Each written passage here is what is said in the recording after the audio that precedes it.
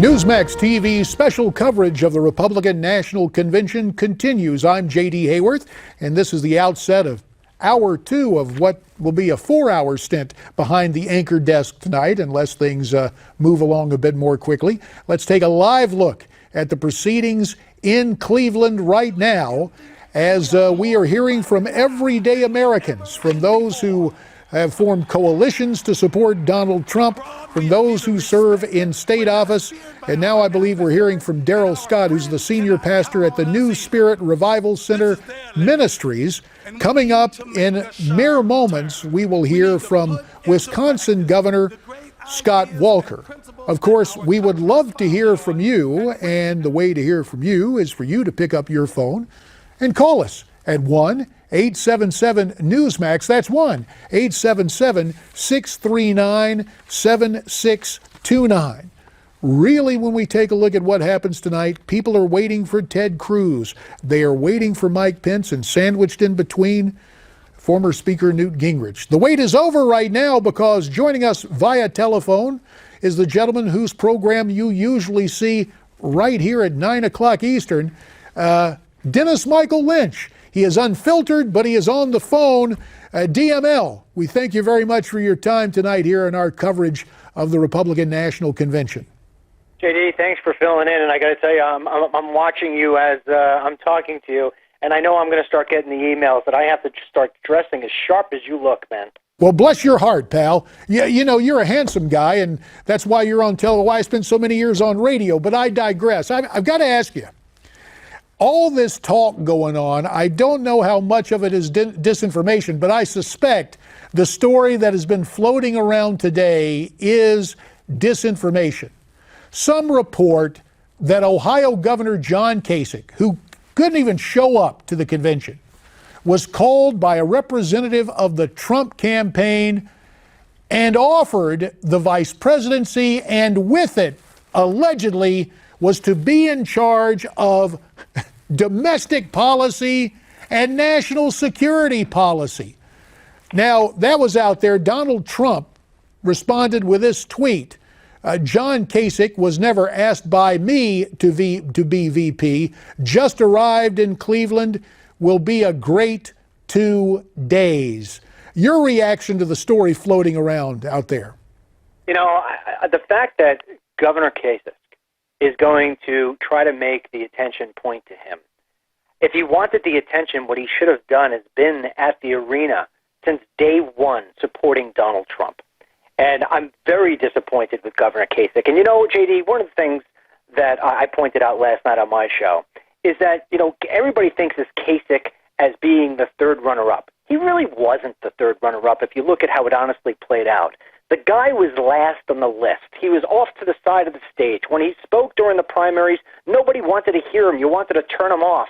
And because he wouldn't go away and eventually all the other guys bowed out gracefully, that's why he was one of the last guys standing.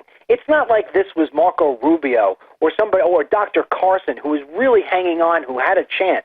This guy had no chance, and he should be out. And the other thing I want to transition to, JD, is Ted Cruz, because that's really the story of the night, sad as it is. That the story should be about Vice President Pence, as I like to refer to him, but it shouldn't be about Cruz, whether or not he's going to endorse Donald Trump. He needs to come out tonight and send a very clear message to all conservatives across the country that Donald Trump is our guy. We've got to get together, or else we're going to lose to Hillary Clinton. And you've set up that dynamic, and obviously so many of those at the convention are pointing that out. But there's been another school of thought here, that Donald Trump and the convention organizers may have tried to send out these last-second reports saying, well, Cruz is going to throttle back and offer understated support. So when Cruz comes out with a more generous endorsement, that will be, quote, the surprise and the positive story of the night. Do you put any stock in that theory, DML? Look, I say this. If Ted Cruz comes out tonight with a lukewarm endorsement of Donald Trump, it's not enough. If he comes out tonight and he hides behind Hillary Clinton for 15 minutes, it's not enough. He needs to come out, and every breath that comes out of his mouth, every word that comes out of his mouth has got to be about why Donald Trump is the perfect leader right now in this country when things are as terrible as they are. People have to believe what Cruz is saying and what Cruz is selling. If they don't, conservatives are going to stay home. Look back in 2012 when conservatives didn't show up for Mitt Romney. What did we get? We got another 4 years of Barack Hussein Obama. That's why we lost, because conservatives sat on the sofa. The conservatives need to show up, and we need those never-Trumpers who were pro-Cruzers to come over and to get up and to get behind Donald Trump. Is he the perfect candidate, JD? No, he's not. I've criticized him many a times on my show, although I've been supporting him long before he even announced. But at the end of the day, he is the guy that more people voted for in a primary than ever before in history. We need to come together as a Republican Party, as conservatives, and support this man, because right now, even though people may not want to admit it, we are down and we're behind Hillary, and she's got everything, JD.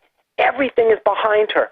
You know, if you take Fox News and you take Newsmax and you add us together, we don't even touch a fraction of the viewership of ABC, NBC, CBS, CNN, MSNBC. She has got all of those networks behind her.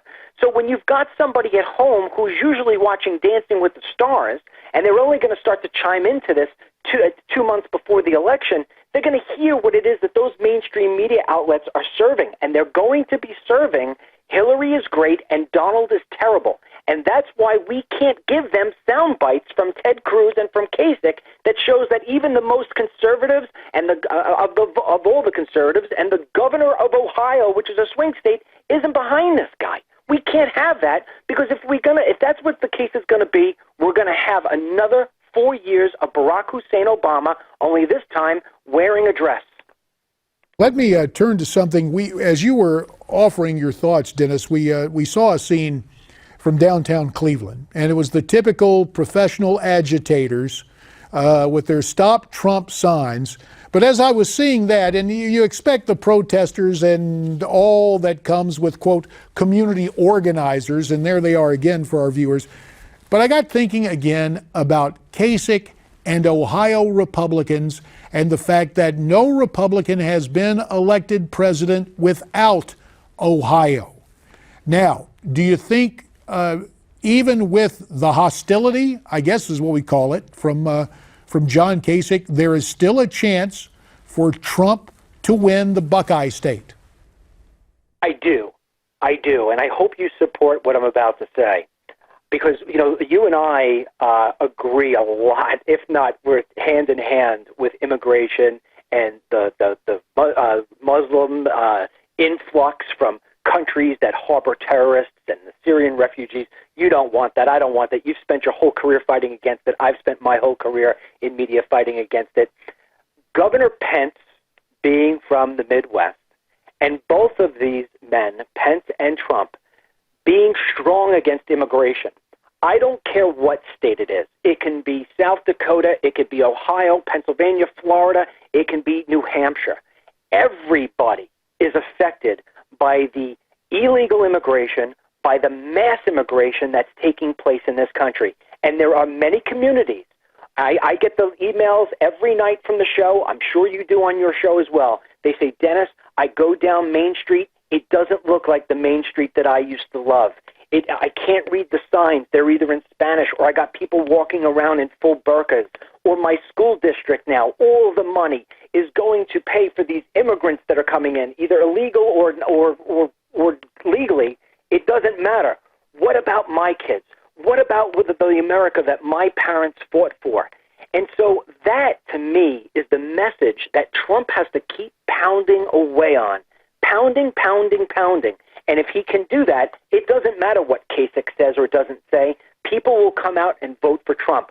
One of the things that I think, JD, is an important thing to mention, and I'd like to hear your comments on this, is that I think these polls maybe are more in favor for Trump than maybe showing. I don't know if he's really beating Hillary, but I think he may be closer. And I think why that is because people are afraid to say they're voting for Trump in the same way they used to be afraid of saying that they were against illegal immigration. What's your take on that? Well, we have seen it before, electorally speaking, and I can think back to races for the United States Senate in the 1990s, when longtime conservative Jesse Helms would be behind in the polls, when the Democrats had an African-American nominee on two specific occasions. Jesse Helms was running behind, and yet when it came to election day, the polls didn't mean anything. And we have heard others talk about this DML, and you know it. There is I won't say a clear consensus, but there is the feeling out there that in terms of the popular vote, there's about 5 to 6% of a, quote, hidden Trump vote for exactly the reasons you mentioned, that there is a stigma. Or when I used to do talk radio in San Francisco, I would have conservatives call me and they'd say, JD, I'm calling you under an assumed name because I don't want my neighbors to know I'm a conservative. So is that at work? Certainly that's at work. And yet there's a campaign that has to go on.